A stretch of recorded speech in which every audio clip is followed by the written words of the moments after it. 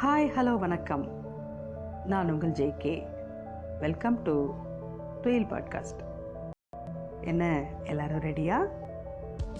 ஆயிஷா ரா நடராசன் அவர்கள் எழுதிய உலகை உலுக்கிய 40 சிறுவர்களில் இன்னைக்கு நாம் பசித்த சிறுவர்களுக்காக சங்கம் அமைச்ச ஒரு சிறுமியை பற்றி தெரிஞ்சுக்க போகிறோம். லண்டனில் அயர்லாந்து மக்கள் குடியிருப்பு அப்படின்னு தனியாக ஒரு பகுதி உண்டு. பிரிட்டிஷ் நாடு அப்படிங்கிறது இங்கிலாந்து, அயர்லாந்து, வேல்ஸ் அப்படிங்கிற 3 நாட்டு இனங்களால் ஆனது. அயர்லாந்து மக்களை ஐரிஷ்ன்னு சொல்லுவாங்க. அங்கேருந்து லண்டனுக்கு இடம்பெயர்ந்த ஒரு மத போதகருடைய மகள் தான் அவள். அவளோட பேர் அனி வுட். மிகவும் ஏழ்மையான குடும்பம். ஊத காற்று வீசக்கூடிய பனிக்காலம். அவள்கிட்ட அரை துண்டு ரொட்டி இருந்துச்சு. அன்னைக்கு அவளுக்கு 5வது பிறந்த நாள். அன்னைக்கு தான் அனிவுட் தன்னுடைய தந்தையை இழந்தா.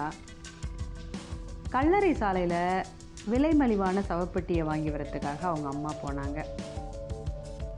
அப்பாவோட மறைவுக்காக அழுகிறத விட வாட்டும் வறுமைக்கு நீ என்ன செய்ய போகிறோம் அப்படிங்கிற அச்சம்தான் அவங்கள ஆட்டி வச்சுது. சவப்பெட்டி சாலையில் அனி ஒரு காட்சியை பார்க்குறா.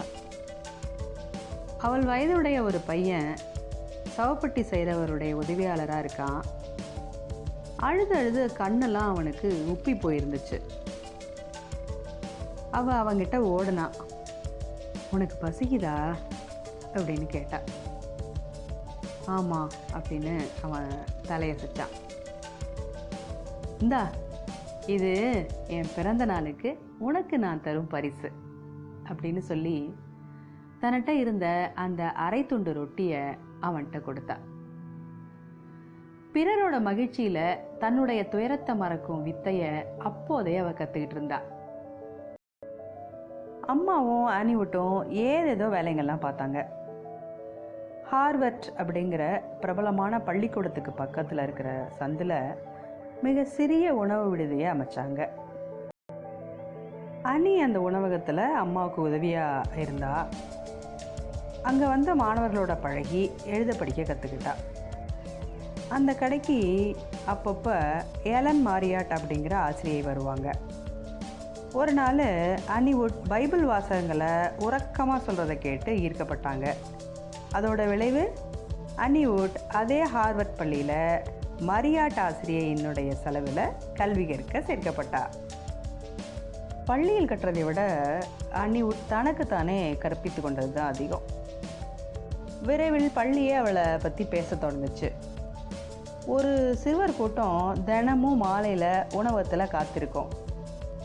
எளிய வழியில் கணிதம் அப்புறம் ஐரிஷ் மொழி பாடத்தை அந்த சிறுவர்களுக்கு குட்டி ஆசிரியையா மாதிரி அனி வகுப்பெடுக்கும்போது அவளுக்கு வயசு 8. வறுமையில் வாடிய லண்டன் குடிசை பகுதி குழந்தைகளுக்கு ரொட்டி துண்டுகளும் கல்வியும் கொடுக்கணும் அப்படின்ட்டு பசித்த சிறுவர் இல்லா சமூகம், அதாவது நோ மோர் ஹங்க்ரி சில்ட்ரன் அப்படிங்கிற ஒரு குழுவை அனிவுட் அமைச்சு வழி நடத்தின போது அவளுக்கு வயசு 11. அதுக்கப்புறம் ஆசிரியை ஏலன் மாரியாட் தன்னுடைய ஐரோப்பிய பயணத்தில் தன்னோட வரும்படி அனிவுட்டை அழைக்கிறாங்க. அந்த இளம் பிராயத்தில் பல நாடுகளுக்கு செல்லும் வாய்ப்பு கிடைத்த அனிவுட் பிற்காலத்தில் அன்னி பேசண்டாக தியோசபிக்கல் சொசைட்டியை ஏற்படுத்தினாங்க. இந்திய விடுதலைக்காகவும் உழைச்சு எல்லாருடைய மனதிலும் இடம் பிடித்தார் அன்னி பெசன்ட் அம்மையார். மீண்டும் சந்திப்போம். நன்றி.